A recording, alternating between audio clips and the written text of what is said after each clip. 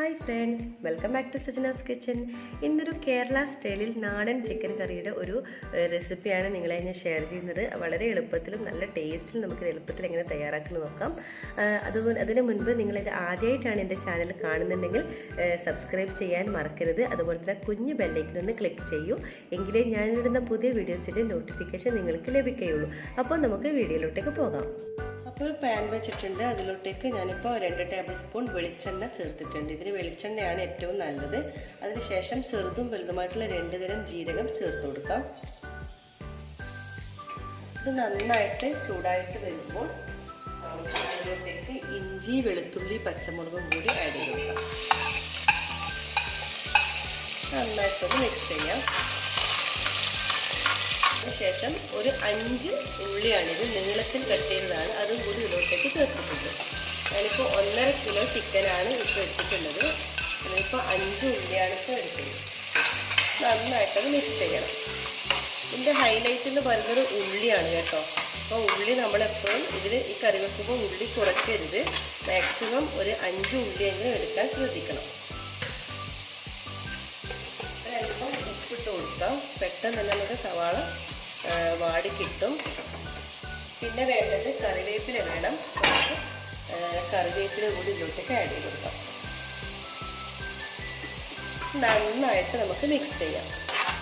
ഇനി ഈ ഉള്ളി നന്നായിട്ട് വാടി വരണം കേട്ടോ. വാടിയതിന് ശേഷം മാത്രമേ ബാക്കി ഒക്കെ കാര്യങ്ങൾ ചേർക്കാൻ പാടുള്ളൂ. അതിന് മുൻപ് നമ്മൾ തക്കാളി ഒന്നും ചേർത്ത് കൊടുക്കരുത്. അതുകൊണ്ട് ഇത് നന്നായിട്ട് വാടി വരട്ടെ. അതുവരെ നമുക്ക് വെയിറ്റ് ചെയ്യാം. അപ്പോൾ നമ്മുടെ ഉള്ളി കണ്ടോ നന്നായിട്ട് വാടി വരണം. നമ്മൾ പെട്ടെന്ന് തന്നെ തക്കാളി ഒന്നും ഇട്ട് കൊടുക്കരുത്. കണ്ടോ നല്ല ഉടഞ്ഞിട്ട് അതുവരെ നമ്മൾ ഇതുപോലെ തന്നെ നല്ലവണ്ണം ഇളക്കിക്കൊണ്ടേ ഇരിക്കണം. ഇപ്പം ഒരു ഭാഗം നമ്മുടെ ഉള്ളി നന്നായിട്ട് വാടി വന്നിട്ടുണ്ട്, നിങ്ങൾ കാണുന്നുണ്ടാവും. കണ്ടോ നല്ല വണ്ണം ഉടഞ്ഞ് വന്നിട്ടുണ്ട്. ഇനി നമുക്ക് പൊടികൾ ഓരോന്നായിട്ട് ചേർത്ത് കൊടുക്കാം.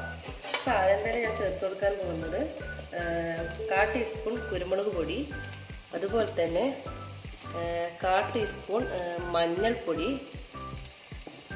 പിന്നെ വേണ്ടത് 1/4 ടീസ്പൂൺ ഗരം മസാല പൗഡർ, പിന്നെ വേണ്ടത് 2 ടേബിൾ സ്പൂൺ മുളക് പൊടി.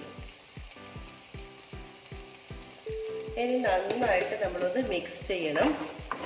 എന്നിട്ട് ഈ പൊടികളുടെ പച്ചമണം മാറുന്നത് വരെ നമ്മൾ ഇതുപോലെ ഇളക്കിക്കൊണ്ടേയിരിക്കണം. നമ്മൾ പെട്ടെന്ന് തക്കാളി ചേർത്ത് കൊടുക്കരുത്. അതാണ് ഈ കറിയുടെ തന്നെ ഹൈലൈറ്റ് എന്ന് പറയുന്നത്. നല്ല ടേസ്റ്റാണ്. നിങ്ങൾ എത്ര വണ്ണം ഇത് അതായത് ഈ പച്ചമണം മാറുന്നത് വരെ ഇങ്ങനെ ഇളക്കിക്കൊണ്ടേയിരിക്കണം.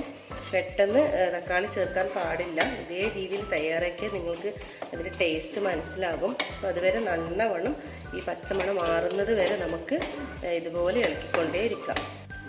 കണ്ടോ ഞാനിപ്പോൾ ഒരു 10 മിനിറ്റാണ് ഇതുപോലെ തന്നെ നന്നായിട്ട് ഇളക്കി മിക്സ് ചെയ്ത് വെച്ചിട്ടുണ്ട്. കണ്ടോ നല്ലവണ്ണം എണ്ണ തെളിഞ്ഞ് വരുന്നുണ്ട്.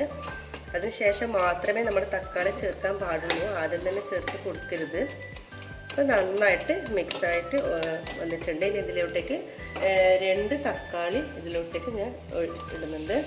ഇനി നന്നായിട്ട് മിക്സ് ചെയ്യണം. ഇനി തക്കാളി നന്നായിട്ട് ഉടഞ്ഞ് വരണം. അതുവരെ നമുക്ക് ഇതുപോലെ ഇളക്കി കൊടുത്ത് മിക്സ് ചെയ്ത് ഇളക്കി കൊടുക്കണം.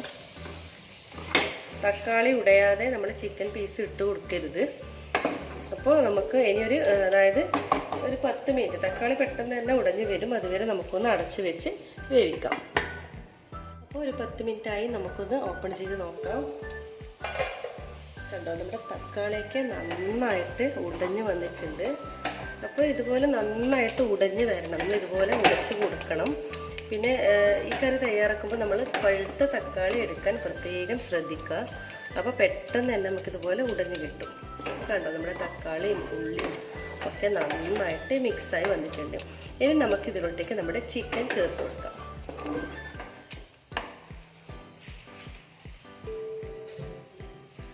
അപ്പോൾ 1.5 കിലോ ചിക്കനാണിപ്പോൾ. ഇത് ഞാനിപ്പം മഞ്ഞൾപ്പൊടി, ഉപ്പ്, വിനാഗിരി ഇതൊക്കെ ഇട്ട് നന്നായിട്ട് കഴുകി ക്ലീൻ ചെയ്ത് വെച്ചിട്ടുള്ള ചിക്കനാണ്. ഇത് നമുക്ക് ഇതിലോട്ടേക്ക് ആഡ് ചെയ്ത് കൊടുക്കാം. ഇത് നന്നായിട്ട് മിക്സ് ചെയ്യണം. നമ്മുടെ മസാലയും ചിക്കനും നന്നായിട്ട് പിടിക്കണം. പിന്നെ ഇതിലേക്ക് നമ്മൾ വേറെ വെള്ളമൊന്നും ചേർക്കണ്ട കേട്ടോ. അതായത് ചിക്കനിലോട്ട് ധാരാളം വെള്ളമുണ്ട്. അപ്പോൾ അതുകൊണ്ട് തന്നെ നമ്മളൊരു 10 മിനിറ്റ് അടച്ച് വെക്കുമ്പോൾ തന്നെ ഇതിലേക്ക് അതായത് പാകത്തിനുള്ള വെള്ളം ഉണ്ടാകും. അപ്പോൾ അതുകൊണ്ട് ഈ സ്റ്റേജിൽ നമ്മൾ വെള്ളം ഒഴിക്കണ്ട. ഈ ചിക്കനിൽ നിന്ന് തന്നെ ധാരാളം വെള്ളം ഇറങ്ങി വരും. നന്നായിട്ട് മിക്സ് ചെയ്യണം. പിന്നെ നമ്മളിപ്പോൾ ഇതുവരെ ഉപ്പ് ചേർത്തിട്ടില്ല. നമ്മൾ അതായത് ഉള്ളി ഇട്ട ടൈമിന് മാത്രമാണ് നമ്മൾ ഉപ്പ് ചേർത്തിട്ടുള്ളത്. അപ്പോൾ നോക്കിയിട്ട് ഇനി ഈ സ്റ്റേജിൽ നമുക്ക് കുറച്ച് ഉപ്പ് ചേർത്ത് കൊടുക്കാം. ഉപ്പ് അധികമാകാതെ നോക്കണം.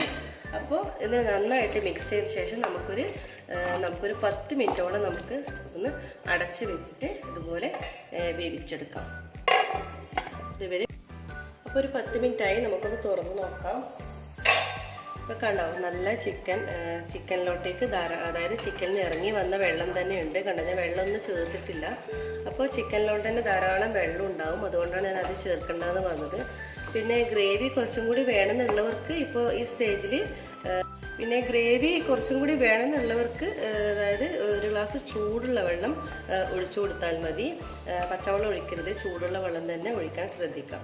അപ്പോൾ കണ്ടോ, നല്ല കണക്ക് പാകത്തിന് തന്നെ വെള്ളമൊക്കെ വന്നിട്ടുണ്ട്. ഇനി ഞാൻ ഇതിലോട്ടേക്ക് ചേർക്കാൻ പോകുന്നത് ഒരു പൊട്ടറ്റോ, അതായത് അത് കട്ട് ചെയ്തിട്ട് ഇട്ട് കൊടുക്കുന്നുണ്ട്. അപ്പോൾ ഒരു പ്രത്യേക ടേസ്റ്റാണ് കേട്ടോ. അതിപ്പോൾ ഇഷ്ടമുള്ളവർക്ക് ചെയ്യാം, അല്ലെങ്കിൽ അവോയ്ഡ് ചെയ്യാം. ഇട്ട് കഴിഞ്ഞാൽ നല്ലൊരു ടേസ്റ്റാണ് ഈ ഒരു ചിക്കൻ കറിക്ക്. അപ്പോൾ അതുകൊണ്ട് ഞാനിപ്പോൾ ഒരു പൊട്ടറ്റോ ഇതിലോട്ടേക്ക് ചേർക്കുന്നുണ്ട്. ഇത് നന്നായിട്ടൊന്ന് മിക്സ് ചെയ്യണം. അപ്പോൾ നമ്മുടെ ചിക്കൻ പൊട്ടറ്റോയും ഒന്ന് വെന്ത് വരണം. അതുവരെ ഇനി ഒരു 15 മിനിറ്റ് വരെ നമുക്കിതൊന്ന് അടച്ച് വെച്ച് നമുക്കൊന്ന് വേവിച്ചെടുക്കണം. അപ്പോൾ അതുവരെ നമുക്കൊന്ന് വെയിറ്റ് ചെയ്യാം. ഒരു 15 മിനിറ്റായി നമ്മുടെ ചിക്കൻ വേവിച്ചിട്ട് നമുക്കിതൊന്ന് ഓപ്പൺ ചെയ്ത് നോക്കാം. വാവ്, നല്ല എണ്ണയൊക്കെ തെളിഞ്ഞ് വന്നിട്ടുണ്ട്. നമ്മുടെ ചിക്കനൊക്കെ പാകത്തിന് വെന്തിട്ടുണ്ട്. ഇനി നമുക്ക് കുറച്ച് കറിവേപ്പില ഇട്ട് കൊടുക്കാം. ഇത് നന്നായിട്ട് ഒന്നും കൂടി തിളപ്പിച്ചതിന് ശേഷം നമുക്ക് സ്റ്റൗ ഓഫ് ചെയ്ത് കൊടുക്കാം. ഇപ്പം നമ്മുടെ കേരള സ്റ്റൈലുള്ള നാടൻ കോഴിക്കറി ഇവിടെ തയ്യാറായിട്ടുണ്ട്. നല്ല ടേസ്റ്റാണ് കേട്ടോ. ഇതൊരു പാകത്തിനുള്ള ഗ്രേവിയാണ്. ഞാനിപ്പോൾ ഈ രീതിയിലാണ് തയ്യാറാക്കിയത്. പിന്നെ ഗ്രേവി വേണമെന്നുള്ളവർക്ക് ഞാൻ ആദ്യം പറഞ്ഞതുപോലെ ചൂടുള്ള വെള്ളം 1-2 ഗ്ലാസ് വെള്ളം ഒഴിച്ചാൽ മതി. അപ്പോൾ ഒരു സാധാരണ നല്ലൊരു ഗ്രേവി ഉണ്ടാകും.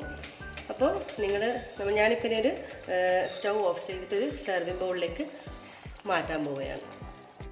അപ്പോൾ നമ്മുടെ കേരള സ്റ്റൈലുള്ള നാടൻ കോഴിക്കറി ഇവിടെ തയ്യാറായിട്ടുണ്ട്. ഞാനിപ്പോൾ ചപ്പാത്തിയുടെ കൂടെയാണ് ഇത് സെർവ് ചെയ്യുന്നത്. അപ്പോൾ നിങ്ങളെല്ലാവരും തന്നെ ട്രൈ ചെയ്ത് നോക്കണം. ഫീഡ്ബാക്ക് അറിയിക്കാൻ മറക്കരുത്. അതുപോലെ സജിനാസ് കിച്ചൻ ഇതുവരെ സബ്സ്ക്രൈബ് ചെയ്യാത്തവരുണ്ടെങ്കിൽ തീർച്ചയായും സബ്സ്ക്രൈബ് ചെയ്യുക. ലൈക്ക് ചെയ്യാനും ഷെയർ ചെയ്യാനും മറക്കരുത്. ബെൽ ബട്ടൺ ക്ലിക്ക് ചെയ്താലേ ഞാനിടുന്ന പുതിയ വീഡിയോസിൻ്റെ നോട്ടിഫിക്കേഷൻ നിങ്ങൾക്ക് ലഭിക്കുകയുള്ളൂ. അപ്പോൾ എല്ലാവർക്കും താങ്ക് യു.